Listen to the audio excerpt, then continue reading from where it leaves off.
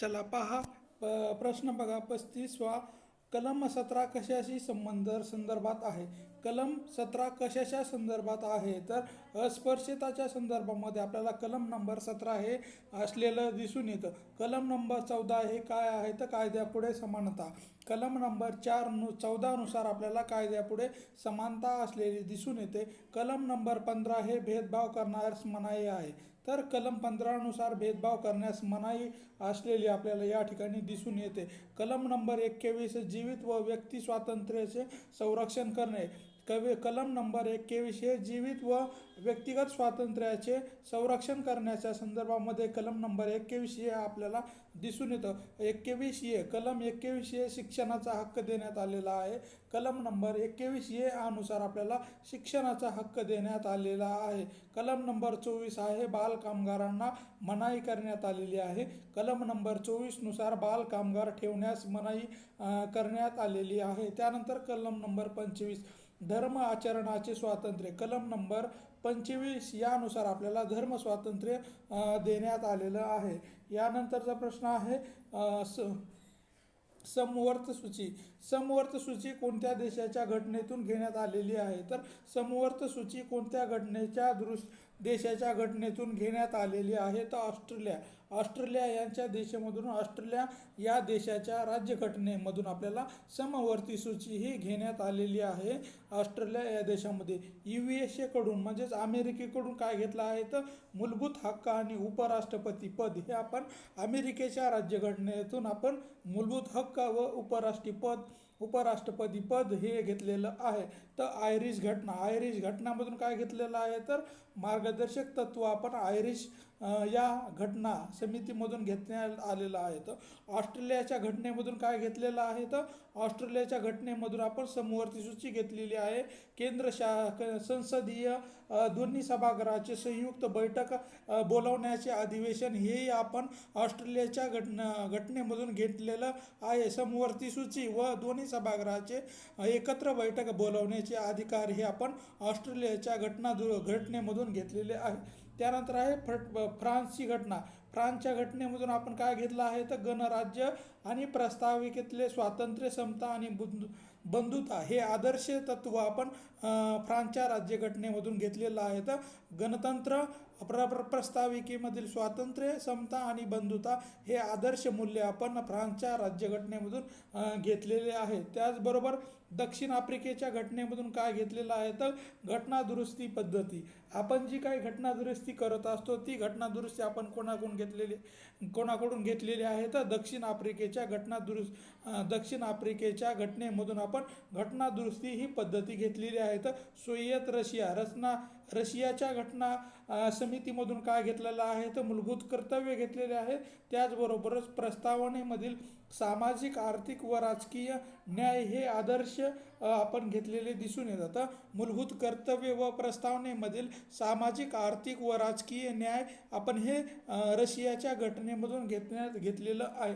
त्यानंतर आहे जपानच्या घटनेमधून काय घेतलेलं आहे तर कायद्याचे प्रस्तावित पद्धती.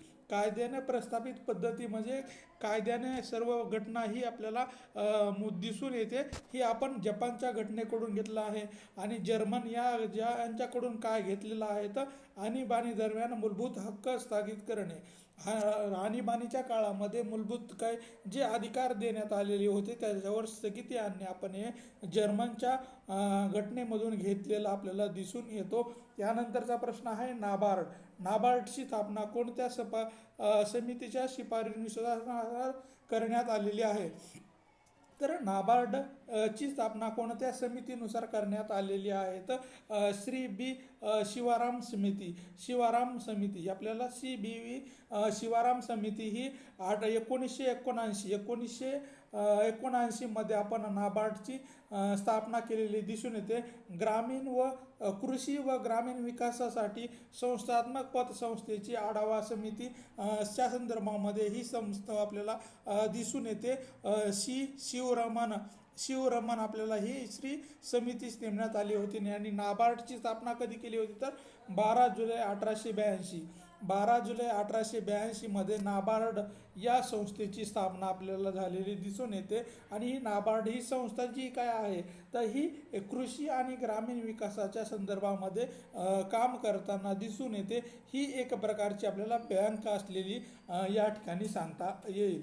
त्यानंतर आहे नाबार्डचा फुल फॉर्म काय आहे तर नाबार्डचा फुल फॉर्म काय आहे तर नाबार्डचा फुल फॉर्म काय आहे तर national bank and agriculture and rural development. नाबार्डचा फुल फॉर्म काय आहे तर national bank of agriculture and rural development, म्हणजे की कृषी आणि ग्रामीण विकासाच्या संदर्भामध्ये ही बँक काम करताना आपल्याला दिसून येते. त्यानंतर आहे सौर ऊर्जेवर चालणारे भारतातील पहिले गाव कोणतं आहे तर सौर ऊर्जेवर चालणारे पहिले भारतातील गाव कोणतं आहे तर मेंढेरा हे जे गाव आहे हे सौर ऊर्जेवर चालणारे भारतातील पहिले गाव आपल्याला दिसून येतो. आणि हे कुठलं आहे तर गुजरात राज्यामधलं आहे. आणि जिल्हा कोणता आहे तर मेहसान या जिल्ह्यामध्ये मेंढेरा हे जे काही गाव आहे गुजरातमधलं हे सौर ऊर्जेवर चालणारं भारतातील पहिलं गाव आपल्याला या ठिकाणी असलेलं सांगता येईल. त्यानंतरचा प्रश्न आहे 1984 साली भारताने कोणत्या देशाच्या सहकार्याने अवकाशामध्ये मानव पाठवला होता तर 1984 मध्ये भारताने कोणत्या देशाच्या सहकार्याने अवकाशामध्ये म्हणजेच आकाशामध्ये मानव पाठवला होता तर रशियाच्या सहकार्याने, म्हणजे की रशियाने आणि भारताने दोघांनी मिळून 1984 मध्ये आकाशामध्ये मानव हा पाठवला होता. आणि तो मानव कोणता आहे तर राकेश शर्मा हे भारताचे होते. आणि हे अंतराळामध्ये जाणारे पहिले भारतीय म्हणून आपण यांना हे दिसून येतो. आणि 7 दिवस 21 मिनिटं आणि 40 सेकंद आपल्याला हे त्या आकाशामध्ये उतरलेले दिसून येतात. आणि या कोणत्या विमानाच्या सहकार्यानं किंवा ह्याच्या सहकार्यानं गेले तर सुयोज T-11 यांच्या सहाय्याने हे अवकाशामध्ये यांनी झेप घेतलेली होती. आणि इस्रो या संस्थेचा फुल फॉर्म काय आहे तर इंडियन स्पेस रिसर्च ऑर्गनायझेशन असा आपण या इस्रो या संस्थेचा फुल फॉर्म काय आहे तर इंडिया स्पेस रिसर्च ऑर्गनायझेशन आपण असं या ठिकाणी सांगू शकतो. त्यानंतर आहे बृहदीश्वर मंदिर कोणत्या राज्यामध्ये आहे तर बृहदीश्वर मंदिर कुठल्या राज्यामध्ये आहे तर तमिळनाडू या राज्यामध्ये आपल्याला बृहदीश्वर मंदिर असलेलं दिसून येतो. तमिळनाडू या राज्यामध्ये दिसून येतो. तर यानंतर आहे कोलार खान ही कशाशी संबंधित आहे तर कोलार खान ही कशाच्या संबंधित आहे तर सोन्याच्या संदर्भामध्ये आपल्याला ही कोलार खान दिसून येते. आणि कर्नाटक राज्यामध्ये ही कोलार खान असलेली आपल्याला दिसून येते.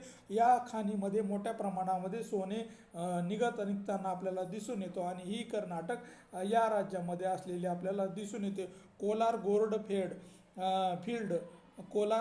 फील्ड म्हणजेच KGF आपल्याला असं ह्या तालुका आपल्याला KGF या तालुक्यामध्ये गोल्ड सोनं म्हणजे की सोनं आपल्याला मिळताना दिसून येतो. त्यानंतर आहे कर्नाटकमधील प्रसिद्ध नृत्य प्रकार कोणता आहे तर कर्नाटकमधील आपल्याला प्रसिद्ध लोकनृत्य प्रकार कोणता आहे तर यक्षगान आपल्याला हे कर्नाटकमधील प्रसिद्ध आपल्याला नृत्य प्रकार दिसून येतो. यक्षगान हे कर्नाटकमधील मोठा आपल्याला प्रसिद्ध असलेला आपल्याला हा प्रकार दिसून येते. भारतातील सर्वात मोठे हॉकी स्टेडियम कोठे आहे?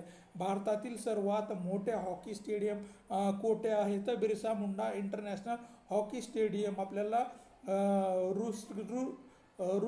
रूरकेला ओडिसामध्ये हे Birsa Munda international hockey stadium Rourkela हे आहे ओडिसामध्ये. हे भारतातील सर्वात मोठे आपल्याला हॉकी स्टेडियम असलेलं या ठिकाणी सांगता येईल. त्यानंतर आहे त्रावणकोर हे संस्था कोणत्या राज्याशी संबंधित आहेत? त्रावणकोर हे संस्था कोणत्या राज्याशी संबंधित आहेत? केरळ राज्याशी आपल्याला ही संस्था त्रावणकोर ही संस्था आपल्याला केरळ या राज्याशी संबंधित असलेली या ठिकाणी सांगता येईल. त्यानंतर आहे सेबीचे वर्तमान अध्यक्ष कोण आहेत तर सेबीचे वर्तमान अध्यक्ष कोण आहेत? माधवी पुरी बुआच माधवीपुरी बुच म्हणजेच पहिल्या महिला अध्यक्ष आपल्याला असलेल्या या सांगून देतात. माधवीपुरी बुच या आपल्याला शिबीच्या अध्यक्ष असलेल्या सांगता येतील. आणि शिबी म्हणजे काय तर security and exchange board of India. Security and exchange board of India म्हणजेच सेबी आपण या ठिकाणी असं त्याचा उल्लेख करू शकतो. त्यानंतर आहे फकीरा ही कादंबरी कोणाची आहे. तर फकीरा ही कादंबरी कोणाची आहे तर अण्णाभाऊ साठे यांनी ही फकीरा ही कादंबरी लिहिलेली आहे. त्यानंतरचा प्रश्न आहे CRRचा फुल फॉर्म काय आहे. तर CRRचा फुल फॉर्म काय आहे तर cash reserve ratio. Cash reserve ratio म्हणजेच हा RBI कडे जमा करावा लागतो. तर हा जो काही कर आहे तर हा कर आपल्याला RBI कडे करावा लागतो. SLRचा फुल फॉर्म काय आहे तर स्टॅट्युटरी लिक्विडिटी रेशिओ म्हणजेच हा स्वतःजवळ साठवला जाऊ शकतो. RBIचे गव्हर्नर कोण होते तर हे काळानुसार बदलत असतात. तर शशिकांत दास सध्याचे आपल्याला सांगता येईल. यामध्ये बदल होऊ शकतो. त्यानंतर आहे रावत भट्टा अणुऊर्जा विद्युत प्रकल्प कोणत्या राज्यामध्ये आहे. तर रावत भट्टा अणुविद्युत प्रकल्प कोणत्या राज्यामध्ये आहे तर राजस्थान या राज्यामध्ये रावत भट्टा अणुऊर्जा विद्युत प्रकल्प आपल्याला राजस्थान या राज्यामध्ये स्थित असलेला दिसून येतो. आणि महाराष्ट्रामध्ये कोणता आहे तर तारापूर अणुऊर्जा प्रकल्प हे महाराष्ट्र या राज्यामध्ये आपल्याला असलेला दिसून येतो. तमिळनाडूमध्ये आपल्याला कोणता आहे तर कल्पकम कुडाकम कुलम अणुऊर्जा प्रकल्प हे आपल्याला तमिळनाडू या राज्यामध्ये असलेले दिसून येतात. त्यानंतर आहे कर्नाटकमध्ये आपल्याला केंगा अणुऊर्जा प्रकल्प दिसून येतो. आणि उत्तर प्रदेशमध्ये नरोरा अणुऊर्जा प्रकल्प हे आपल्याला उत्तर प्रदेश या राज्यामध्ये असलेला दिसून येतो.